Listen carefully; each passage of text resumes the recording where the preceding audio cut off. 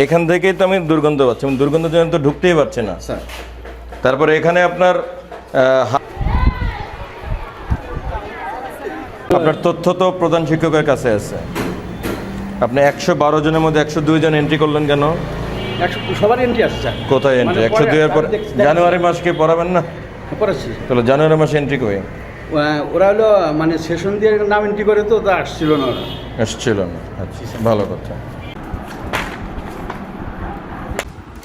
2025-এর কারো কোনো স্বাক্ষর নাই।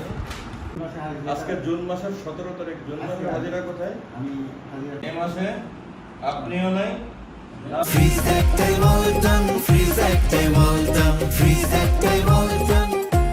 আজকে আমরা রতনদিয়া রজনীকান্ত মডেল হাই স্কুলে পরিদর্শন করি। বিকাল 4টা থেকে আমাদের এই পরিদর্শন শুরু হয়।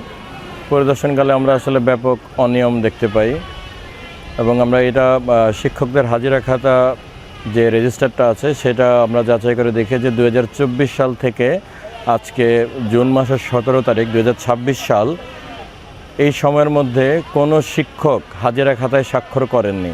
শুধুমাত্র প্রধান শিক্ষক এবং আরেকজন ম্যাডাম স্বাক্ষর করেছেন, যার কারণে আসলে বোঝা যাচ্ছে না যে কোন শিক্ষক কোন দিন আসলে সঠিকভাবে উপস্থিত হয়েছেন বা আসলে ঠিকমতো তারা শ্রেণীকক্ষে বাচ্চাদেরকে পাঠদান করেছেন কিনা সেটা আসলে আমরা আসলে যাচাই করতে পারছি না। আমরা পরিদর্শনে অষ্টম শ্রেণীকক্ষে যাই, অষ্টম শ্রেণীর ছেলেদের বয়েজ।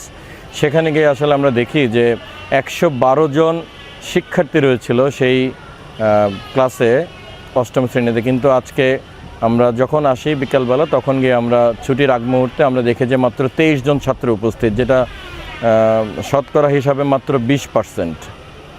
এবং রেজিস্টার খাতা, হাজিরা খাতা যাচাই করে দেখা যায় যে আজকে 33 জন ছাত্র উপস্থিত ছিল। এবং খুবই দুঃখজনক একটা বিষয় যে আসলে এতজন ছাত্র অনুপস্থিত, 112 জনের মধ্যে মাত্র 33 জন উপস্থিত। কিন্তু এই যে এত বিপুল পরিমাণ ছাত্রছাত্রী অনুপস্থিত ক্লাসে, এটা নিয়ে আসলে এই শিক্ষা প্রতিষ্ঠানের সংশ্লিষ্ট দায়িত্বপ্রাপ্ত যিনি আছেন, প্রধান শিক্ষক বা অন্যান্য যারা আছেন, তারা আসলে অদ্যাবধি 2026 সালে কোনো রকমের কোনো ব্যবস্থাই গ্রহণ করেন নাই। কোনো রকমের কোনো অভিভাবক সমাবেশ হয়নি, অথবা যে সমস্ত ছাত্র টানা অনুপস্থিত ছিল জুন মাসে, সে সমস্ত ছাত্রদেরকে তাদেরকে কোনো রকমের নোটিশ করা হয়নি বা অভিভাবকদেরকে আসলে জানানো হয়নি যে আপনার বাচ্চা অনুপস্থিত আছেন। কোনো রকমের কোনো প্রিভেন্টিভ মেজার নেওয়া হয়নি যাতে বাচ্চারা ক্লাসরুমে উপস্থিত হয়। আবার ক্লাসরুমে আমরা আরও একটা জিনিস দেখতে পাই যে 4 জন শিক্ষক এখানে খণ্ডকালীন হিসেবে আসলে কর্মরত আছেন।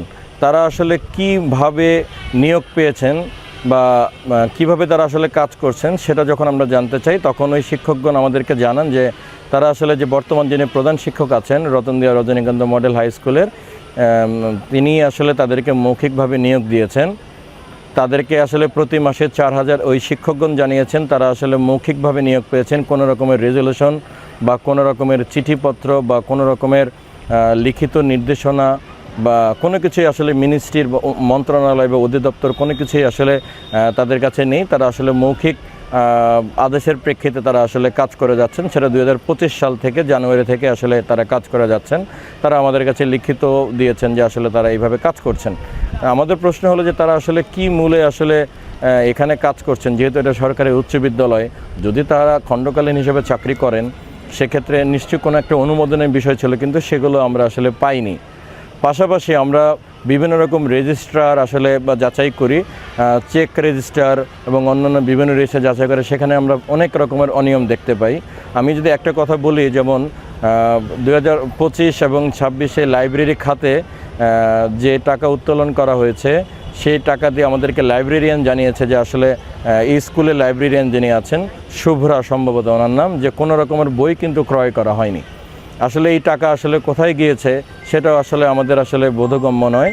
আমরা আমাদের ঊর্ধ্বতন কর্তৃপক্ষকে বিস্তারিত প্রতিবেদন আকারে পাঠাবো, যাতে ওনারা এই ব্যাপারে যে এই স্কুলের যে অনিয়মগুলো আছে সেই অনিয়মগুলো দূর করার ব্যাপারে তারা আসলে, আমরা বিশ্বাস করি যে আমাদের সম্মানিত জেলা প্রশাসক স্যার আছেন, তিনি আসলে আমাদের সম্মানিত অতিরিক্ত জেলা প্রশাসক শিক্ষা ও আইসিটি স্যার আছেন, এবং আমরা মন্ত্রণালয়ে যোগাযোগ করব যাতে এই ঐতিহ্যবাহী Ratandia Rajanikanta model high school, যেটা রতনদিয়ার অন্যতম সেরা একটি প্রতিষ্ঠান এবং একমাত্র হাই স্কুল, সরকারি হাই স্কুল। সেখানে যে অন্যায় এবং অনিয়মগুলো যাতে দূর হয় এবং এখানে যাতে সুন্দর একটা শিক্ষার পরিবেশ প্রতিস্থাপিত হয়, তার জন্য আমরা আসলে উপজেলা প্রশাসন সবসময় চেষ্টা করে যাচ্ছি এবং তারই ধারাবাহিকতা আছে আমরা এখানে পরিদর্শনে আসি।